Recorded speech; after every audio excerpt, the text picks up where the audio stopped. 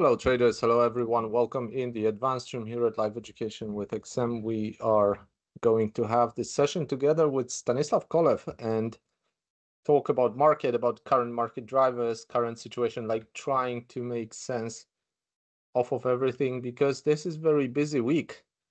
Has it been busy week for you, Stanka? Oh, definitely has been some pretty dynamic trading week. We got the Fed. I was in front of the computer last night having some trades during it. Also, we're going to anticipate ECB right after this session. During this session, we had GDP and core PCE prices. One of the few readings that we're going to get up until the government reopens. Expectation for the GDP to be lower than the forecast, but still 3%, which is, I think, it's pretty fine. GDP price index on the other hand, quarter over quarter,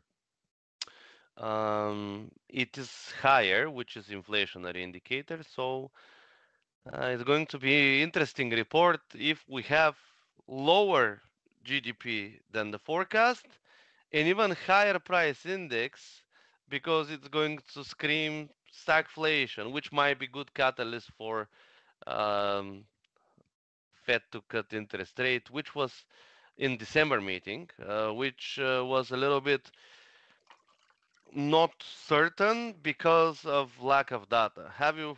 Maybe we start with Fed. How was your trading week so far? Actually, excuse me. Well, it's been actually surprisingly calm.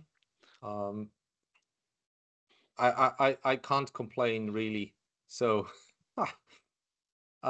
because gold also is trying to stabilize, right? After How it's going? $300 drop, it's actually pretty moderated if you think about it, except, well, 100, like now average day is not 50 but 130 points, except except for that, it's all good. So I lowered position sizes, right? I'm operating on twice as big stop loss, twice as wide stop loss, and twice as small position size. And apart from that, everything is kind of smooth and calm. So let's say Lots you of have a. Let me understand that. You have a fixed stop loss of let's say 20, and you do 40, or how no, exactly you calculate um, in yeah, terms? I mean, it's not fixed, but in general, it's pretty much it's been always very similar. Like one close to another. So, for example, if we discuss those zones that I'm showing, trading in regards to zones like first hour of the day and 12th hour of the day, those um, stop losses from those zones were usually between $8 and $11 points. Like points are dollars on the gold chart, right? But in general, it was like 8 to 11 most of the time until 300 points move recently. And since then, those zones require kind of like 20 points stop losses, and so it's more or less twice. For what's most important for me is that it doesn't take too much of my account balance, right? So it's not that stop loss is fixed, but the risk is meant to be fixed. Now, yeah, so basically, and that's playing well in terms of other strategies. The most significant change I had was the strategy that's volatility sensitive. It's entering essentially on volatility, not on any specific candlestick pattern. Like if you do candlestick patterns, then um, like to make it comparable to candlestick patterns, it's like when you normally trade on those days like 50 points average, you get candlestick patterns like I don't know of 10 points size, and when volatility is growing, like engulfing, like or I'm thinking if I can put it in simple words.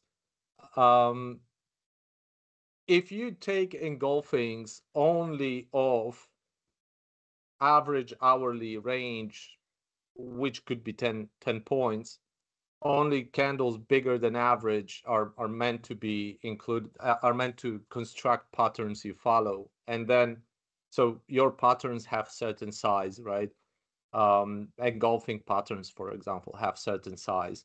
And so that dictates your stop loss. But if range is, if volatility is going up, the size of candles for your patterns also may be going up. So therefore, sensitivity of your strategy has to drop, because otherwise you would be having much more signals on considerably less important candles, right? So in that sense, volatility-based signals also have to be adjusted, right? So, but that also means mainly stop loss increases, risk reward changes in relation to what market can so first, sensitivity to volatility, or size of the signal in basic terms, and the ranges that market can deliver. I mean, sorry, does that make sense? I couldn't get it.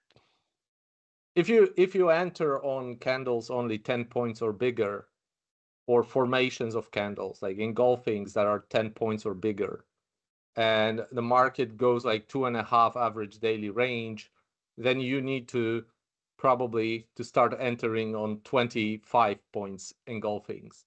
Okay, in simple words. Only setups that are providing wider stop loss than usual, those are the one that you take. Bigger Or setups, yes, bigger. you take a regular setup, you just put a stop loss wider. Which of those two? I'm going in on bigger signals. So because when volatility is going up, the amount of smaller signals is being multiplied, which I don't want. So size of signal is relative to volatility, to ranges, okay, for me. And so if volatility grows, you get more of smaller signals, but not necessarily meaningful signals, right? But when it's smaller, those small signals are getting more meaningful, and you get less of them. So that's the sensitivity in regards to volatility for me. All right. So yeah, it requires me to have bigger stop loss, then wider, in terms of, so I also adjust lot size. I understand. Yeah, it's pretty clear. So yeah, that was, so if I do that, right, if volatility is going up, I do that sensitivity adjustments. I mean, it's still like kind of same, pretty much, like um no problem, no problem with like, oh, it's so volatile, it's such a tempo, right?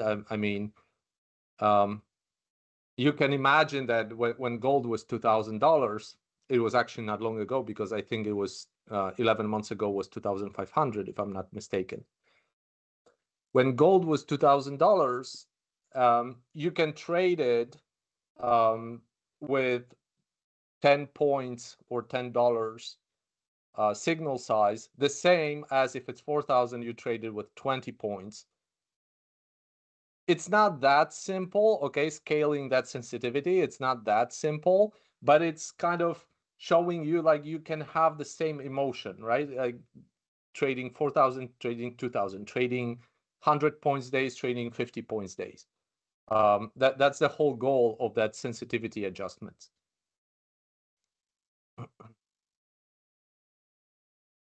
But if you have such a busy week, or if I have such a busy week,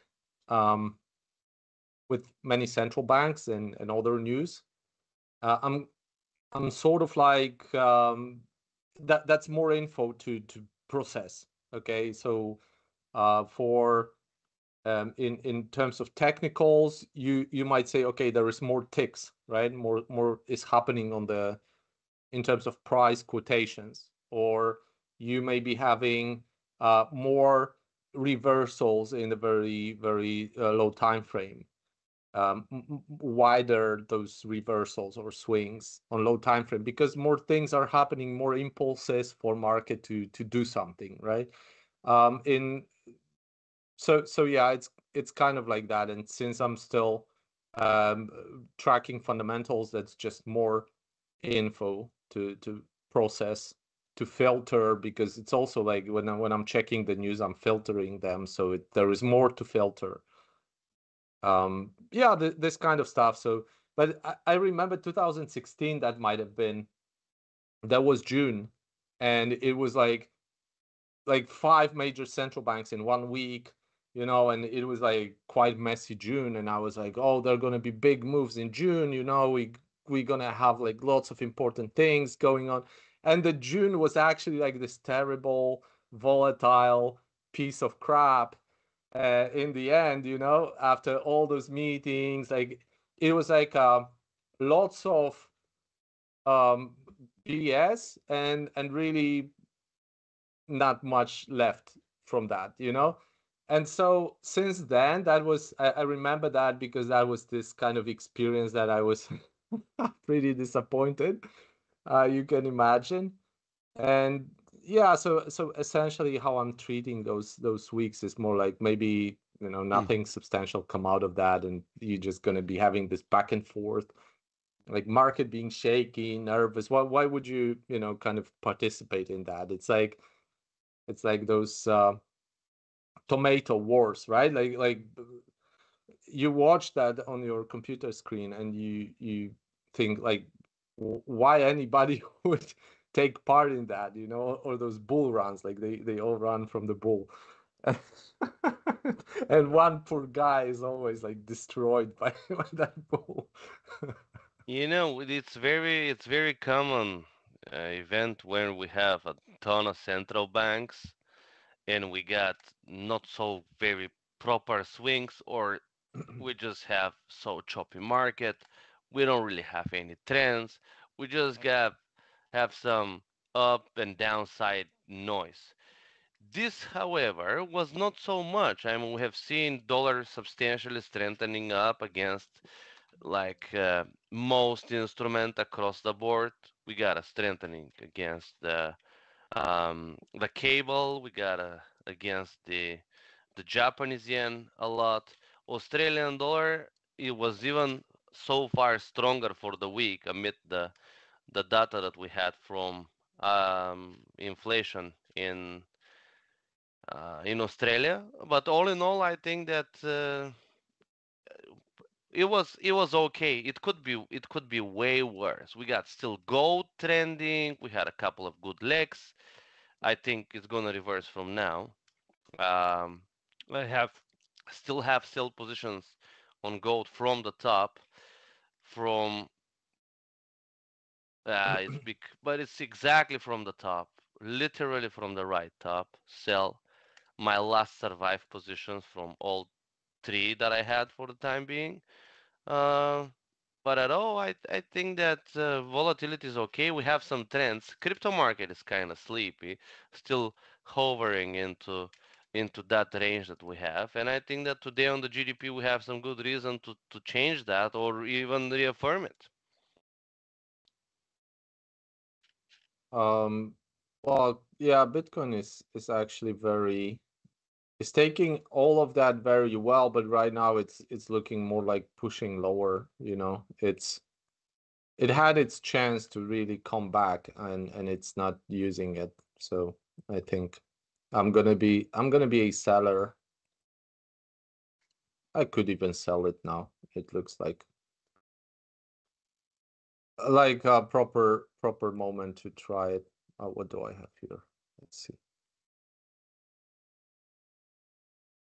To me, Bitcoin is two ways. I wanted it to be bullish, right? I really did. Because it was taking all the fuss about gold so well.